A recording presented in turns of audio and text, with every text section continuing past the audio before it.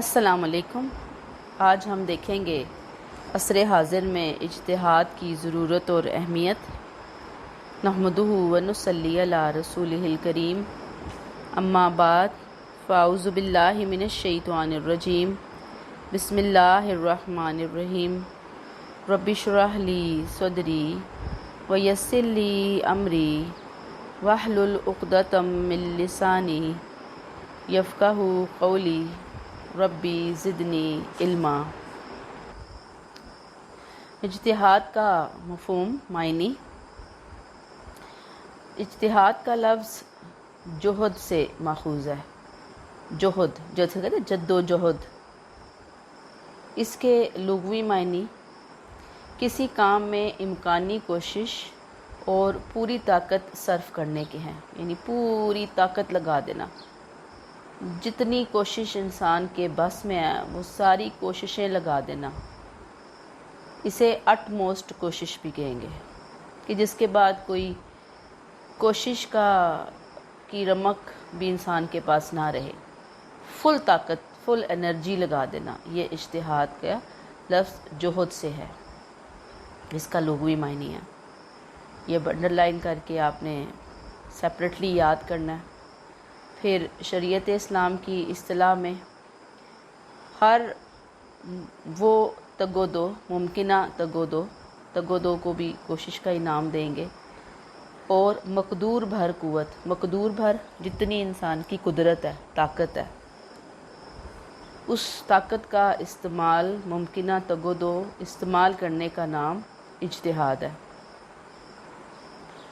جو دلائل شرعیہ کے ذریعے استنباط احکام کے لیے کی جائے، یعنی یہ ہے اصل نقطہ۔ کیا کیا جا رہا ہے؟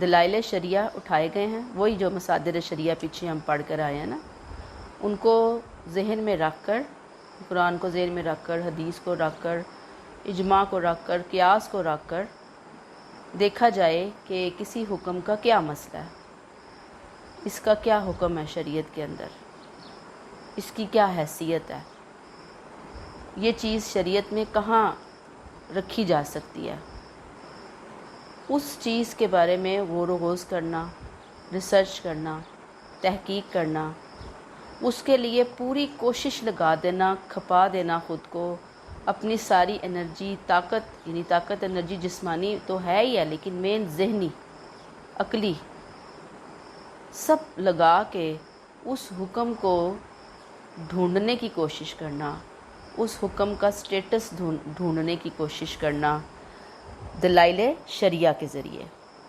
اب میں آپ کو بار بار، جب سے فقہ ہم نے سٹارٹ کیا ہے، میں ایک ہی بات کی طرف توجہ دلا رہی ہوں آپ کو کہ یہ ڈیفینیشنز آپ کو سمجھ آ جائیں گی چیزیں جب میں آپ کو بتا رہی ہوں، لیکن یہ الفاظ جو ہیں ان کو آپ کو رٹا لگانا پڑے گا۔ اس میں کوئی گنجائش نہیں ہے کہ آپ اپنی طرف سے کوئی تعریف بیچ میں ڈالیں۔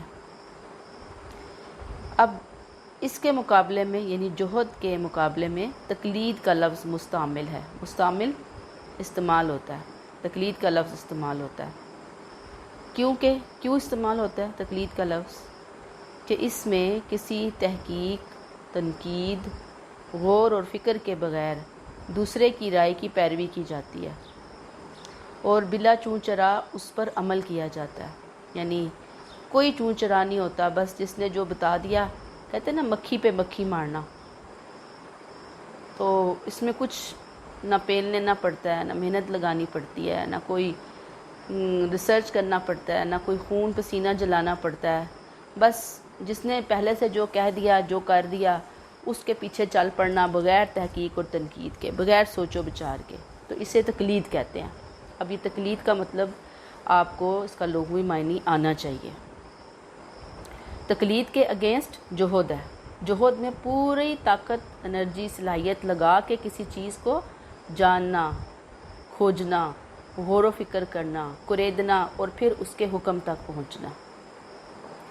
شریعت اسلامی اصل میں شریعت الہیہ ہے۔ شریعت اسلامی الہیہ ہے، یعنی اللہ تعالیٰ کی دی ہوئی ہے نا شریعت، جو مشہور اور مقررہ اصولوں سے اخذ کی گئی ہے۔ یعنی کوئی اللہ معاف کرے کوئی ایسے اصول نہیں ہیں کہ جو کہیں پہ خفیہ تھے، ڈھکے چھپے ہوئے تھے، ایسے ہی تھے، اپنے ہر ایک نے اپنے اصول مقرر کر لیے تھے. نہیں، یہ اصول مشہور رہے ہیں. آپ اسے یہ بھی کہہ سکتے ہیں یہ تو آدم علیہ السلام سے اصول چل رہے ہیں، فنڈامنٹلز چل رہے ہیں. پھر ہر دور میں ہر نبی نے اصول ایک ہی رکھے، لیکن شریعتیں اپنے اپنے دور کے تقاضوں کے مطابق دی. تو یہ تو الہیہ شریعت ہے، مقررہ ہے اصول، اس کے مشہور اصول ہیں. ادھر سے یہ نکالا گیا اس شریعت کو، خواہ وہ اصول منقولہ ہوں. منقولہ اب اس سے انڈر لائن کریں گے، اصول منقولہ کون سے ہوتے ہیں، جیسے کتاب اللہ، سنت نبویہ صلی اللہ علیہ وسلم، یعنی یہاں سے لیے گئے ہوں، اسے کہتے ہیں منقول. منقول روایت. تو منقول یعنی نقل کی گئی ہے ان سے، نقل در نقل یہ چیز آگے آئی ہے، کاپی ٹو کاپی لی گئی ہے کتاب اللہ سے یا سنت نبویہ سے. یا اصول عقلیہ ہوں، یعنی عقل کے ذریعے ان کی تہ تک پہنچا گیا ہو، مثلاً اجماع ہے، قیاس وغیرہ ہے. اجماع اور قیاس اب پیچھے ہم پڑھ کر آئے ہیں. میں نے آپ کو بتا دیا کہ لوگ بیٹھتے ہیں، اجماع میں بھی پورا گروپ بیٹھتا ہے، قیاس میں ایک آدھ بندہ ہوتا ہے، وہ اپنی عقل سے، اپنی سوچ سے، اپنی سمجھ سے قرآن و سنت کو سامنے رکھ کر پھر ایک نئے حکم کا مخرج، اس کا نتیجہ تلاش کرنے کی کوشش کرتے ہیں. بس انہی دلائل شریعہ سے استخراج احکام کا نام اجتہاد ہے. یعنی احکامات کو نکالنا، سارٹ آؤٹ کرنا ان دلائل سے، یہ اجتہاد ہے.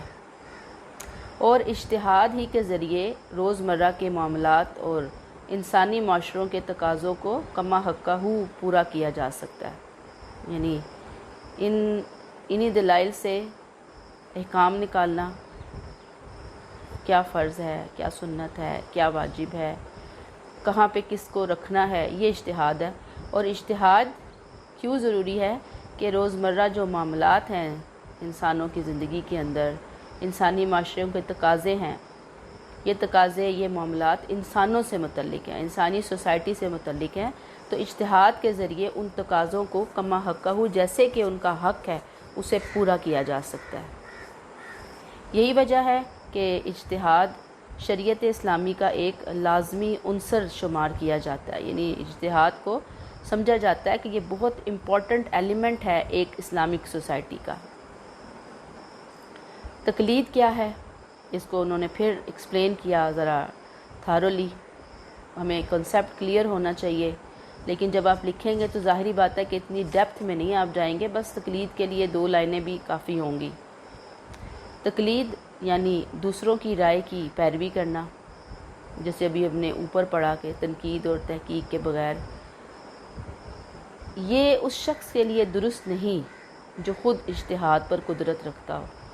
یعنی اسکالرز کے لیے تقلید جو ہے وہ جائز نہیں ہے، بلکہ صرف اسی کے لیے روا ہے. روا مین جائز ہے جو اجتہاد کرنے سے قاصر ہے، نابلد ہے، اس کو سمجھ ہی نہیں ہے، اس کے پاس علم ہی نہیں ہے، اس کے پاس وہ صلاحیت، وہ سینس ہی نہیں ہے. مثلا جاہل عوام، کتنا پیارا لفظ انہوں نے استعمال کیا نا عوام کے لیے، جاہل عوام ہے. یا وہ طلبہ جن میں ہنوز یعنی ابھی تک اجتہاد کی صلاحیت پیدا نہ ہوئی ہو، یعنی لوگوں کو جن کو اویئرنس نہیں ہے، جن کے پاس صلاحیت نہیں ہے، وہ اجتہاد کے، وہ جو ہے نا دوسرے کی رائے پر چلیں گے، وہ تقلید کریں گے. تو باقی لوگ جو اسکالرز ٹائپ لوگ ہیں ان کو تقلید جائز نہیں ہے. اب کہتے ہیں کہ کیونکہ اجتماعی اور اقتصادی زندگی کا تقاضا یہ ہے کہ کچھ افراد معاشرے میں صنعت و حرفت، تجارت، معیشت، کسب معاش کے دیگر شعبوں میں مشغول ہو کر انسانی ضروریات زندگی کو پورا کریں. یہ آپ دیکھیں نا کہ ہمارا جس طرح ملک چل رہا ہے، تو اب ملک میں سارے لوگ اگر ایک ہی پیٹرن پہ ایک ہی کام کرنا شروع کر دیں، سپوز سارے ٹیچر بن جائیں، تو پھر باقی محکمے کیسے چلیں گے؟ باقی دنیا کا، پاکستان کا سسٹم، کھانے پینے کا سسٹم، باقی معاملات کیسے چلیں گے؟ سب کو ٹیچر نہیں بننا، کچھ کو بزنس مین بننا ہے، کچھ کو کسان بننا ہے، کچھ کو انجینئر بننا ہے، کچھ کو ڈاکٹر بننا ہے، یعنی ڈپارٹمنٹ ہے نا، ہر ڈپارٹمنٹ میں لوگوں کی افرادی قوت کی ضرورت ہوتی ہے. تو یہ انسانوں کی اجتماعی اور اقتصادی زندگی کا تقاضا ہوتا ہے.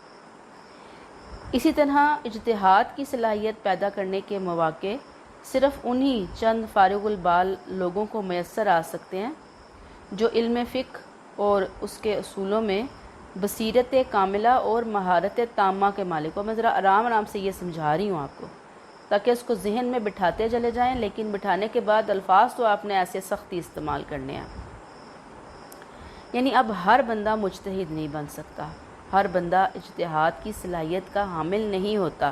جیسے اب ہر بندہ ڈاکٹر نہیں بن سکتا، ہر بندہ انجینئر نہیں بن سکتا، ایسے ہی ہر بندہ مجتہد نہیں بن سکتا.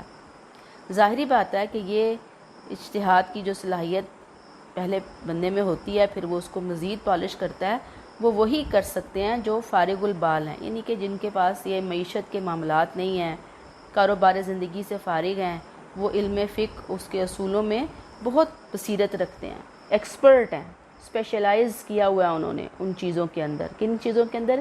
علم فقہ اور اس کے اصول. اور ہیں بھی وہ فارغ، مصروفیات ان کی اس نوعیت کی نہیں ہے، یا انہوں نے اپنے آپ کو وقف کیا ہوا ہے ان کاموں کے لیے، یا ان کی جاب کا تقاضا ہی یہی ہے. لیکن جو ان اوصاف سے بہرہ نہ ہوں، یعنی جن کے پاس یہ چیزیں نہیں ہیں، کوالٹیز نہیں ہیں. کون سی کوالٹیز؟ کہ نہ بصیرت کاملہ ہے، نہ مہارت تامہ ہے، نہ فارغ البالی ہے، تو وہ کیسے کریں گے؟ اب اللہ تعالیٰ نے ان کے لیے درج ذیل حکم ہے اللہ تعالیٰ کا کہ کہا کہ ائمہ مجتہدین کی تقلید کرو. کون تقلید کریں گے؟ جن کے پاس یہ کوالٹیز، یہ ٹائم نہیں ہے.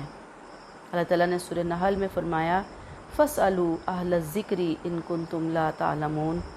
سو اگر تم لوگوں کو علم نہیں تو اہل علم سے پوچھ لو.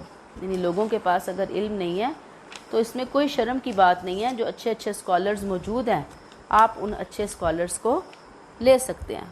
جیسے میں نے آپ کو بتایا کہ قرآن تو وہی ہے نا، سنت بھی وہی ہے، باقی جو معاملات آتے ہیں وہ اجماع قیاس میں آتے ہیں اور اجتہاد میں آتے ہیں. اس میں پھر آپ کسی بھی اسکالر کی رائے لے سکتے ہیں. یعنی یہاں پہ یہ پوائنٹ ہے بہت امپورٹنٹ. اب ہم لوگ جو ہیں وہ تو لڑنے مرنے کے لیے تیار ہو جاتے ہیں کہ جی یہ میرا مسلک ہے، یہ میری فقہ ہے، بس میں نے اسی کو لینا ہے، اور اس کے علاوہ میں نے کسی کی بات نہ سننی ہے نہ جاننی ہے. حالانکہ ہم پڑھ کر آئے ہیں جو قرآن کے اصول ہیں کہ وہاں پر اللہ تعالیٰ نے آسانی پیدا کی ہے نا، تکلیف کو کم کیا ہے، مشکل کو ختم کیا ہے زندگی کے اندر سے. تو اب اگر ہمارے سامنے 4 مختلف فقہاء کرام اماموں کی آراء ہیں، مثلا امام مالک ہیں، امام ابو حنیفہ ہیں، امام شافعی ہیں، امام احمد، سارے قابل احترام ہیں. ہم دیکھتے ہیں کہ ان 4 کی ایک مسئلے کے بارے میں ایک دوسرے سے تھوڑی تھوڑی مختلف آراء ہیں. وہ مسئلے کون سے ہیں؟ ظاہری بات ہے وہ مسئلے وہ ہیں جن کا قرآن اور سنت میں ڈائریکٹ کوئی ذکر نہیں ہے. وہاں کی تو بات ہی نہیں ہو رہی، یہ بات اس سے آگے چل کر ہو رہی ہے. اب انہوں نے 4 مختلف اوپینین آپ کے سامنے آ گئے. اب ہم نے پاکستانیوں نے کیا طریقہ پکڑا ہوا ہے کہ ہم نے بس ایک امام کو پکڑ لیا ہے جن کو ہم مانتے ہیں، ہمارے گھر والے، ہمارے معاشرے کے لوگ مانتے ہیں، خاندان کے، قبیلے کے، برادری کے لوگ مانتے ہیں، بس ہم نے ان کو لینا ہے، باقیوں کی بات ہی نہیں سننی. یہ رویہ قابل اصلاح ہے. بھی کم از کم آپ باقیوں کو دیکھیں تو صحیح اس رائے میں. اگر آپ سمجھتے ہیں کہ میرے لیے فیزیبل میرے امام کی جس کو میں فالو کرتی ہوں، میرے لیے ان کی رائے فیزیبل نہیں ہے، اور میرے لیے وہ جو 3rd والے ہیں نا ان کی رائے زیادہ فیزیبل مجھے لگ رہی ہے، میرے حالات اور واقعات کے حسب حال ہے، تو مجھے کوئی اس میں حرج نہیں ہونا چاہیے کہ میں ان کو چھوڑ کر ان کی رائے لے لوں، ان کو چھوڑ کر 2nd والے کی رائے لے لوں، 2nd والے کو چھوڑ کر 4th والے کی رائے لے لوں، 4th والے کو چھوڑ کر 1st والے کی رائے لے لوں. یہ کوئی اس میں گناہ نہیں ہے. اب لوگ اس میں بڑے بڑے نقطے رکھ کے بیٹھے ہوتے ہیں کہ بھئی دیکھو جہاں پہ سہولت نظر آئی وہاں پہ پھسل گئے، یہ تو بہت غلط بات ہے. بھئی یہ غلط بات نہیں ہے، یہ دین میں اللہ تعالیٰ نے ایک فیزیبلٹی کا جو عنصر رکھا ہے، اور ویسے بھی میں نے آپ کو بتایا کہ فقہ تو آپ صلی اللہ علیہ وسلم کے جانے کے 150-200 سال کے بعد اس کا کوئی وجود میں آنا شروع ہوا، بلکہ 100-125 سال کے بعد امام ابو حنیفہ جب آئے ہیں، ان کے بعد پھر ان کی فقہ جو ہے مدون ہونا شروع ہوئی ہے، تو وہاں سے سمجھیں ایک طرح سے یہ ابتدا ہونا شروع ہوئی ہے۔ تو اگر یہ شریعت کا اتنا لازمی حصہ ہوتا تو آپ صلی اللہ علیہ وسلم اس کو بتا کے جاتے۔ آپ صلی اللہ علیہ وسلم اللہ تعالیٰ کے حکم سے دین کے اندر الیوم اکملت لکم دینکم واتممت علیکم Nemati H and every thing بتا کے سمجھا کے چلے گیا نا۔ کچھ چیزیں تھیں جو ان ٹچ رہ گئی، وہ اللہ تعالیٰ نے معاشرے کے ان اہل علم کے اوپر چھوڑ دی، اصول بتا دیے گئے کہ بھی قرآن اور سنت کی روشنی میں دیکھ لو اپنے اپنے معاملات اور مسائل کو، جو ڈائریکٹ قرآن اور سنت میں نہیں ہیں ان کو دیکھو اور ان کو سالو کر لو۔ اب ہر بندہ آتا ہے، وہ اپنی عقل، فہم، علم، صلاحیت، اپنی پوری ٹیم ہے، اگر اجماع ہے، پھر قیاس ہے، اور اجتہاد بھی قیاس سے بالکل ملتی جلتی چیز ہے، تو وہ کر رہا ہے، تو اس کے اندر وہ غلطی پہ بھی ہو سکتا ہے۔ ممکن ہے اس کے ذہن میں وہ آئیڈیا ہی نہ آیا ہو، وہ خیال ہی نہ آیا ہو جو دوسرے کے ذہن میں آ گیا، اس نے ان کا بہترین سلوشن نکال دیا۔ تو اس میں کوئی حرج کی بات نہیں ہے کہ آپ فقہ کے اندر، فقہ کی میں بات کر رہی ہوں، ایک امام کی رائے کو چھوڑ کر دوسرے امام کی رائے لیں۔ اور ہمارے لیے فقہ کے اندر 4 امام ہیں ہم مسلمانوں کے، جو ہے نا اہل سنت کے حوالے سے جو بات اگر کیا جائے، کیونکہ جو شیعہ حضرات ہیں ان کی فقہ بالکل ڈیفرنٹ ہے ہم سے۔ تو ہمارے 4 امام، امام ابو حنیفہ، امام مالک، امام شافعی، امام احمد بن حنبل ہے۔ تو آپ دیکھیں گے کہ بھئی اگر دیکھتے ہیں کہ کس کی رائے زیادہ فیزیبل ہے تو ہم اس کی رائے لے لیتے ہیں، اس میں کوئی حرج کی بات نہیں ہے، کوئی ٹینشن کی بات نہیں ہے، اس میں کوئی پریشانی کی بات نہیں ہے، کوئی گناہ کی بات نہیں۔ دیکھیں گناہ تو تب ہو کہ آپ کہیں کہ میں قرآن کی کوئی بات چھوڑ رہی ہوں، گناہ تو تب ہو جب آپ کہیں کہ میں سنت حدیث کو چھوڑ رہی ہوں۔ اب آپ دیکھیں نا، آپ صلی اللہ علیہ وسلم کی جو احادیث ہیں وہ بھی ایک موضوع کے اوپر آپ کو 2-3 آراء ملیں گی بعض دفعہ آپ کی حدیث سے۔ وجہ کیا ہے؟ فلیکسیبلٹی دین کی۔ آپ نے ایک شخص کو دیکھا صلی اللہ علیہ وسلم نے، آپ نے ان کے حالات اور واقعات کو دیکھ کر، جب ان کے سامنے موجود ہوتا تھا وہ شخص، آپ نے ان کے لیے ایک اور رائے دی، ایک اور حل دیا اس کے مسئلے کا، ایک اور سلوشن پیش کی، ایک اور حکم دیا۔ سیم دوسرے بندے کو دیکھا تو آپ نے اس کو بالکل ڈیفرنٹ حکم دیا اس حکم سے جو آپ نے پہلے کو دیا تھا، اور یہ کوئی قرآن سے ٹکرانے والی باتیں نہیں تھی۔ مثلا ایک صحابیہ ہیں، ان کو کہا گیا کہ جب عبداللہ بن مکتوم تشریف لائے، وہ پتہ نا آپ کو نابینا تھے، تو ہماری ایک ماں بیٹھی تھی، تو جب وہ تشریف لا رہے تھے تو آپ نے کہا آپ اٹھ کے اندر چلی جائیں، تو انہوں نے کہا کہ وہ تو مجھے نہیں دیکھ سکتے، تو آپ نے کہا آپ تو دیکھ سکتی ہیں، یعنی آپ نے وہاں پہ ایک الگ رائے دی کہ بھئی آپ چلے جائیں یہاں سے اٹھ کر۔ دوسروں کو کہا کہ ان کے ہسبینڈ فوت ہو گئے، تو ان کو کہا گیا کہ آپ ان کے گھر میں رہ لیں جا کے، کیونکہ وہ نابینا ہیں اور آپ وہاں پہ سیف اینڈ سیکیور ہوں گی۔ مطلب دیکھا نا حالات اور واقعات کیسے تھے۔ یہاں پہ ازواج مطہرات کو ظاہری بات ہے کہ ان کے لیے تھوڑے احکامات ڈیفرنٹ تھے، باقی جو خواتین تھیں ان کے لیے احکامات ڈیفرنٹ تھے۔ تو ہمیں تو دیکھنا ہے کہ ایک ہی بارے میں آپ صلی اللہ علیہ وسلم نے کیا حکم دیا۔ اب یہ جو اجماع کرنے والے ہیں، قیاس کرنے والے حضرات ہیں علماء کرام، یہ کبھی آپ کی ایک حدیث کو لیں گے، کبھی دوسری کو لیں گے، تو اس میں ورائٹی ہے، اس میں فلیکسیبلٹی ہے۔ تو ہم اپنے آپ کو اگر ہم دیکھتے ہیں کہ جیسے نا کہ باؤنڈ کر لینا، خود کو باؤنڈ کرنے کی ضرورت نہیں ہے۔ باقی انشاءاللہ یہ جب ہم ٹیکسٹ آف فقہ پڑھیں گے تو وہاں پہ مزید اس بات کو میں کلیئر کروں گی۔ پھر اجتہاد کی ضرورت اور اہمیت آ جاتی ہے۔ سورہ رحمان میں اللہ تعالیٰ نے فرمایا کل یوم ہوا فی شان، سورہ رحمان، وہ ہر وقت کسی نہ کسی کام میں لگا رہتا ہے۔ یعنی یہ رب کی شان بیان ہوئی کہ ہر لمحہ کائنات میں چینج آ رہا ہے، خوبصورتی آ رہی ہے، اوپر نیچے کائنات ہو رہی ہے۔ اٹس مین کہ اس کو چلانے والا زندہ اور موجود ہستی ہے۔ اس آیت کریمہ سے ان گمراہ قوموں کے عقیدے کا رد مقصود ہے، یعنی ان کا عقیدہ ریجیکٹ کر دیا گیا، جن کے نزدیک خدائے بزرگ و برتر دنیا کو ایک بار معرض وجود میں لانے کے بعد اب معطل اور اس سے لا تعلق ہو چکا ہے، نعوذ باللہ۔ یعنی اللہ تعالیٰ جو ہے نا ریٹائر ہو گیا، نعوذ باللہ، دنیا کو بنا کر ریٹائرمنٹ لے کر اب آرام سے کہیں نعوذ باللہ سائڈ پہ بیٹھے ہوئے ہیں، اب ان کو دنیا سے کوئی لینا دینا نہیں ہے۔ یہ گمراہ قوموں کا عقیدہ ہے۔ حالانکہ اسلامی عقیدے کے مطابق اس کارگاہ عالم کائنات میں اس قادر مطلق خالق اکبر کی کارفرمائی کا ایک لامتناہی سلسلہ جاری ہے، یعنی کہ وہ ختم نہ ہونے والا سلسلہ ہے۔ ان کی قدرت، ان کی خلاقیت نظر آ رہی ہے۔ اللہ کی کن، وہ کہتے ہیں نا کن تو فیکون، تو وہ ہو جاتی ہے۔ قوت کا ظہور ہر آن ہر لمحہ کائنات کی ادنا سے ادنا حرکت اور تصرف میں ہوتا رہتا ہے، یعنی چھوٹی چھوٹی جو کائنات کے اندر چینجز آ رہی ہیں وہ اس وقت آرڈر دے رہے ہیں اور وہ زندگی میں چیزیں چل رہی ہیں۔ اب انہوں نے یہاں پہ ایک فزیکل لا کی مثال دی ہے۔ فزیکل لا کہ آگ اس لیے نہیں جلاتی، پانی اس لیے نہیں بجھاتا کہ آگ اور پانی میں جلانے اور بجھانے کی کوئی فطری صلاحیت موجود ہے۔ اگر حقیقت یہی ہوتی تو پھر کیا وجہ ہے کہ جب حضرت ابراہیم علیہ السلام کو حاکم وقت نمرود نے آگ میں پھینکنے کا حکم صادر کیا تو وہ آگ آپ کا بال تک بیکا نہ کر سکی بلکہ گل و گلزار میں تبدیل ہو گئی، یعنی کہ آگ کا گل و گلزار میں تبدیل ہونا، ان کو نہ جلانا، اس بات کا ثبوت ہے کہ کائنات کے اندر اس قادر مطلق کی کار فرمائی ہر لمحہ ہر آن موجود ہے، یعنی یہ اس کا ثبوت دیا۔ ورنہ تو آگ جب جلاتی ہے تو اس کو جلانا ہی چاہیے تھا، پانی بجھاتا ہے تو اس کو بجھانا ہی چاہیے، لیکن ایسا بعض دفعہ نہیں ہوتا۔ بقول اقبال مرحوم، آج بھی ہو جو ابراہیم کا ایمان پیدا، آگ کر سکتی ہے اندازے گلستاں پیدا، یعنی کہ پھول اگا سکتی آگ۔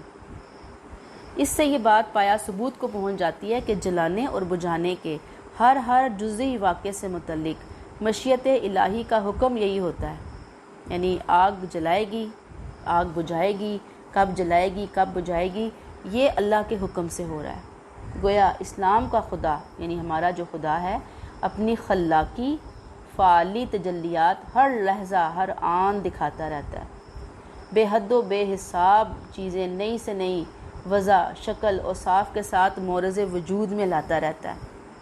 اس کی دنیا ایک حال پر قائم نہیں رہتی بلکہ ہر گھڑی اس کے حالات بدلتے رہتے ہیں۔ اس کا خالق ہر بار اسے نئی صورت سے ترتیب دیتا رہتا ہے جو پچھلی تمام صورتوں سے مختلف ہوتی ہے۔ یہ تمام تر نتیجہ اللہ کی ہمہ وقتی توجہ اور التفات کا ہے جو کائنات کے اوپر ہے۔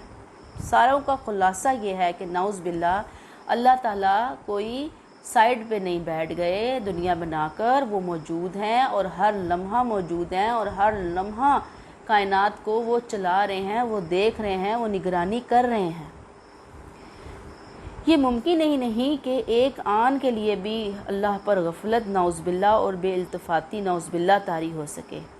اقبال مرحوم اسی حقیقت کی نشاندہی کرتے ہوئے فرماتے ہیں، یہ کائنات ابھی ناتمام ہے شاید کہ آ رہی ہے دما دم صدائے کن فیکون، یعنی کن ہو رہا ہے اور فیکون ہو رہی ہے، یعنی کہ ہوتا جا رہا ہے، ایسا نہیں ہے جو میں ابھی کو ایکسپلین کر چکی۔ ایک اور جگہ ارشاد ہے، سکون محال ہے قدرت کے کارخانے میں، ثبات ایک تغیر کو ہے زمانے میں۔ یہ سکون نہیں ہے، نئی نئی چیزیں، نئی نئی ایجادات۔ آپ دیکھیں نا کہ آپ دنیا میں جب جو لوگ ریسرچ وغیرہ کر رہے ہیں وہ ریسرچ ہوتی جا رہی ہے، لگتا ہے کہ جیسے اب ریسرچ جو ہے نا وہ بس اینڈ پہ پہنچ گئی فلاں چیز کے بارے میں، اگلے دن ہی پتہ چلتا ہے کہ نہیں جی ریسرچ کہاں اینڈ میں پہنچی۔ ہر روز مچھلیوں کی 200 100 150 نئی اقسام ایجاد یعنی کہ دریافت ہو رہی ہیں، بندروں کی ایسی اقسام، برڈز کی ایسی اقسام آ رہی ہیں۔ وہ کدھر چھپے ہوئے تھے؟ وہ کائنات میں اللہ نے رکھے ہیں نا، وہ سامنے لے کر آ رہے ہیں، وہ منظر عام پر لایا جا رہا ہے۔ اس طرح بے شمار کام ہیں جو اللہ کے حکم سے ہو رہے ہیں۔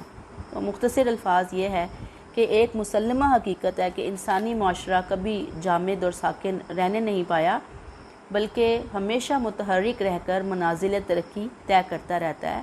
انسان کا معاشرہ، انسانیت آپ دیکھیں نا کہ پہلے سٹون ایج تھی، پھر ایگریکلچرل ایج آئی، پھر اس کے بعد انڈسٹریل آئی اور اب تو الیکٹرانک ایج آ گئی ہے۔ اس انقلاب میں آئے دن نئے حالات مسائل جنم لیتے ہیں جس سے انسانی زندگی متاثر ہوئے بغیر نہیں رہ سکتی۔ لوگوں کی بود و باش یعنی جو ان کی رہائش کے انداز ہوتے ہیں، رہنے بسنے کے انداز، آداب، اطوار لامحالہ تبدیل ہوتے ہیں۔ آج سے 100 سال پہلے لوگ کیسے رہتے تھے، اس سے 100 سال پہلے لوگ کیسے رہتے تھے، ہر نئے دور کے ساتھ اس کے اپنے تقاضے ہوتے ہیں، جس سے عہدہ برا ہونے کے لیے یعنی کہ اس سے ہمیں ہینڈل کرنے کے لیے، اس ماحول کے ساتھ، تقاضوں کے ساتھ ایڈجسٹ کرنے کے لیے ان کا حل تلاش کرنا ضروری ہو جاتا ہے۔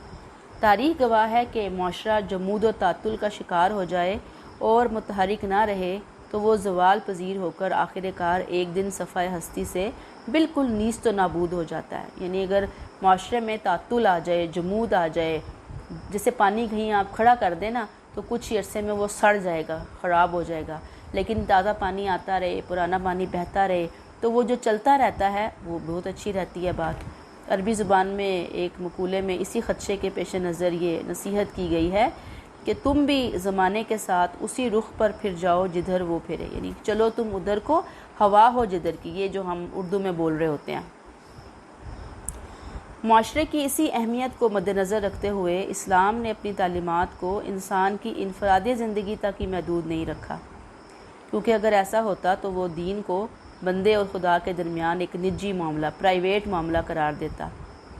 دین صرف مسجد کی باتیں کرتا، نماز کا حکم، روزے کا حکم دیتا یا چند اخلاقی ہدایات دے کر خاموش ہو جاتا، یعنی صرف انفرادی زندگی یا فرد کی زندگی دین میں ڈسکس نہیں ہوئی۔ قرآن و سنت کا ایک ایک صفحہ گواہی دے رہا ہے کہ صورتحال یہ نہیں۔ اسلام کی مسند ارشاد، اسلام کے احکامات صرف عبادت گاہوں اور زندگی کے انفرادی دائروں تک ہی محدود نہیں ہیں، بلکہ وہ بازاروں، کاروباری اداروں، معاشی میدانوں، سیاست، حکومت کے ایوانوں، غرض مدنی زندگی کے ایک ایک شعبے میں رہنمائی کے لیے اپنے احکام اور ہدایات جاری کرتا ہے۔ یعنی ہر شعبے کے متعلق احکامات موجود ہیں دین کے اندر، شریعت کے اندر۔ لیکن چونکہ یہ ممکن نہیں تھا کہ ابتدائے آفرینش سے یعنی آدم علیہ السلام کی پیدائش سے لے کر قیامت تک پیش آنے والے تمام مسائل کے بارے میں احکام یک بارگی یعنی ایک ہی دفعہ نازل کر دیے جاتے، اسی لیے اللہ تبارک و تعالیٰ نے ہر دور میں انسانوں کی رہنمائی کے لیے اپنے انبیاء اور رسل مبعوث فرمائے، جنہیں نئی نئی شریعتیں، نئے نئے قوانین کے مجموعے عطا کیے گئے۔ ہر نئی شریعت اپنے سے پہلے کی شریعت سے مختلف اور اس کی ناسخ ہوا تھی، پہلی شریعت کو منسوخ کر دیا، اگلی شریعت کو لے لیا گیا۔ اس اختلاف اور نسخ کا باعث صرف یہی ہوتا تھا کہ انسانی معاشرے کے حالات امتداد زمانہ یعنی زمانہ تبدیل ہو رہا ہے، حالات لوگوں کے بدل رہے ہیں۔ یہاں یہ سوال پیدا ہوتا ہے کہ انبیاء اور شرائع یعنی شریعتوں کے نزول کا سلسلہ تو حضور صلی اللہ علیہ وسلم کی بعثت کے بعد منقطع ہو چکا، مگر حالات زمانے میں تبدیلی کا عمل حسب سابق ابھی بھی جاری اور ساری ہے۔ اب نئے پیش آنے والے مسائل کا حل کیوں کر معلوم کیا جا سکے گا، یعنی کیسے معلوم کرے؟ وہ تو ختم ہو گیا سلسلہ نبوت کا، حالات تبدیل ہو رہے ہیں۔ تو اس کا مختصر اور سیدھا سادہ جواب یہ ہے کہ شریعت اسلامیہ نے اب یہ فریضہ مجتہدین کے سپرد کر دیا ہے۔ یہاں پہ پھر رک کر سوچئے کہ قرآن اور سنت میں کوئی چینج نہیں ہے، وہ وہی ہے، اسٹیبلش ہو چکی ہیں وہ چیزیں۔ اس کے بعد اجماع جو صحابہ کے دور میں ہوا، انہوں نے بھی بہت ساری چیزوں کو اسٹیبلش کر دیا۔ اس کے بعد اب جو نت نئے مسائل آ رہے ہیں، ان مسائل کو سیٹل ڈاؤن کرنے کے لیے اسکالرز کو اجازت ہے کہ وہ قرآن و سنت کی روشنی میں اپنی کسی بھی رائے کا اظہار کریں۔ جو اللہ تعالیٰ نے یہ سلسلہ رکھا ہے مجتہدین کے سپرد، جو آج تک اجتہاد کے ذریعے نئے پیش آمدہ مسائل کے احکام کا استخراج کرتے چلے آتے ہیں، یعنی کس کے ذریعے احکام نکالتے ہیں؟ پیش آمدہ مسائل کا احکام اجتہاد کے ذریعے استخراج، یعنی اس کو سارٹ آؤٹ کرتے ہیں، وہ اس کا سلوشن تلاش کرتے ہیں۔ آئندہ بھی تا قیامت اپنے اس فرض سے سبکدوش ہوتے رہیں گے۔ اجتہاد کا یہ عمل رسالت کے عہد مبارک صلی اللہ علیہ وسلم سے جاری ہے۔ آپ صلی اللہ علیہ وسلم نے نہ صرف خود کئی مسائل میں اجتہاد سے کام لیا، بلکہ صحابہ کرام کو بھی اجتہاد کرنے اور فتویٰ دینے کی اجازت مرحمت فرما دی تھی، جن کے سوا کوئی دوسرا صحابی فتویٰ دینے کا مجاز تھا۔ یعنی صحابہ کو بھی آپ نے کہا نا کہ وہ، اگر آپ کو یاد ہوگے کہ حضرت معاذ بن جبل کو بھیجا کہ کیسے آپ فیصلہ کرو گے، تو کہا کہ قرآن، پھر کہا وہاں نہ ہوا تو کہا سنت، پھر وہاں نہ ہوا تو انہوں نے کہا کہ میں اپنی رائے سے اجتہاد کروں گا، تو آپ صلی اللہ علیہ وسلم نے ان کو دعا دی۔ تو آپ صلی اللہ علیہ وسلم جب تک خود موجود تھے تو وہ خود اللہ کے حکم وہی کی پروٹیکشن انہیں حاصل تھی، وہ اجتہاد قیاس، یعنی میں آپ کو بتا رہی ہوں قیاس اور اجتہاد سملر ہی ہیں اپنی گراؤنڈز کے اندر، سملیرٹی ہے ان کے اندر، تو وہ کرتے تھے، بعد میں صحابہ بھی کرتے تھے۔ تو بعد میں آنے والے جو مسائل ہوتے ہیں، واقعات ہوتے ہیں، وہاں بندہ دیکھ لیتا ہے کہ مجھے اس معاملے میں کیسے چلنا ہے۔ تو یہاں تک روک لیتے ہیں، ابھی یہ سلسلہ ہمارا آگے چلے گا انشاءاللہ تعالی۔ پارٹ 2 میں ہم اس کو کور کریں گے، نہ ہوا تو پارٹ 3 میں اس کو لے کر جائیں گے انشاءاللہ تعالی۔ اللہ تعالیٰ سے دعا ہے کہ ہمیں صراط مستقیم پر چلنے کی توفیق عطا فرمائے، آمین۔ السلام علیکم۔